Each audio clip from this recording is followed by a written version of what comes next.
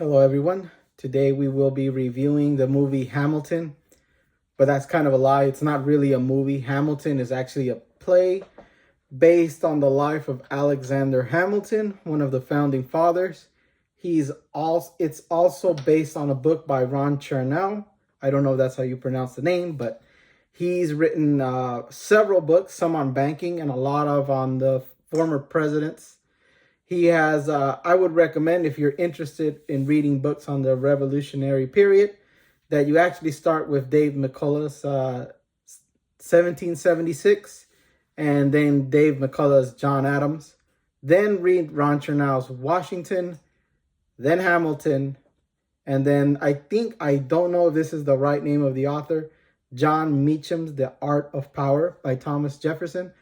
Those are, if you read those books, you'll have a pretty interesting insight into the Revolutionary period, which is my favorite period of history. However, this is based on the movie. This is not a movie, it is a play.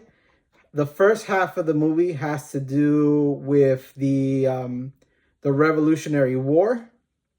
The second part of the movie has to do the beginning and arguments for the government that the United States is going to have.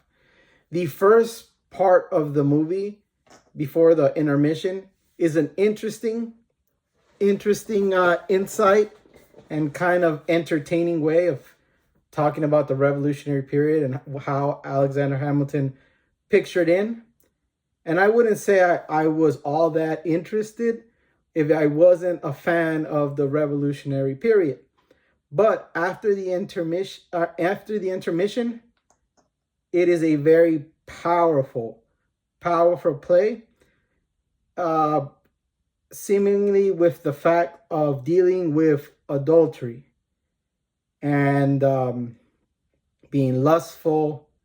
And I would say, based on those two things, you should definitely watch this. I've never watched the play. That's the first time, and if there's more plays like this, I would actually be interested in watching more. But I kind of want to pivot away from the review. I think you should watch it. The first half is kind of okay. The latter half is powerful, very powerful. And it keeps on thinking, it had me thinking about stuff that's happening to me in recent times. And the main theme of the second half is legacy and how can that be marred with adultery. How a life that had so much promise and adultery and giving into lust changes the trajectory of someone's life.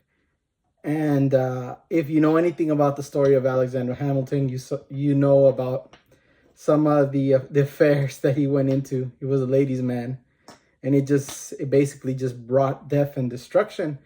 And it reminds me a lot biblically of David. Pretty much every time a great man falls, well, I won't say every time, a lot of the times in the Bible, these great men, most of the times they fall because of adultery. King David, and Bathsheba. And if you notice, it's a pattern. It's when you commit adultery, when you give in to lust, it's not just going to affect the person who did it. Like with King David, his son died. And then the husband, I believe is Uriah, died. And then David had to go through so much death and destruction in his own family. His son, Absalom, I believe it's Absalom, passes away because of adultery. And then he shames his name by sleeping with his wives. Adultery is such a destructive thing. And, it's funny that in our society, it tends to be celebrated. But if you look throughout history, if you look in common right now, in present times, adultery will destroy almost everything it touches. And that's the main thing that was most powerful to me in this. Just the emphasis, once that adultery happens, all chaos happens. It's never anything good. You can hide it for a second or a while, but the truth will always have its day. And you can't hide it. That's why you got to run from it. I've struggled with it. I definitely do. Not that anybody's looking for me. But in my mind, there's definitely difficult a difficult process of dealing with lust. And I found the only way to really overcome it is to run away. Run away from it. Anything that makes you think about going down that path, just run away. I guess this is not much of a movie review, more than it is to say that adultery will destroy you. Adultery, it doesn't take any, how would I say it, prisoners in a way. There's always an execution at the end, either of your pride, your legacy, your family, your life. Something dies when you commit adultery. And if you are having lustful problems, like I do, you got to run from it. You cannot indulge in that for a second. The more you do, the more you destroy yourself in one way or another. So this is a fantastic film.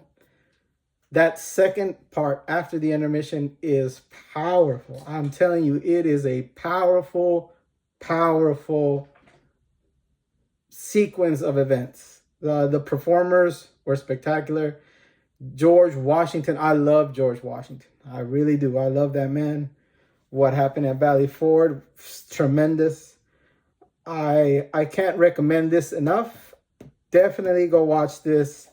If you are someone who suffers from watching pornography and all that stuff, have second thoughts. I'm telling you, nothing good comes from that. If you're thinking about adultery, stay away. Nothing good will come from that. You should serve the Lord instead. So until next time, goodbye, take care, and God bless. See ya.